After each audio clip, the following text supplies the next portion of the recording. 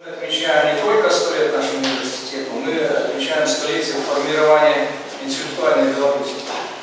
Потому что и университеты переходят этот рубеж. И вот в декабре месяце будет 100 лет Инделкульту, Института белорусской культуры, который стал первым кирпичиком в создании формирования Академии наук.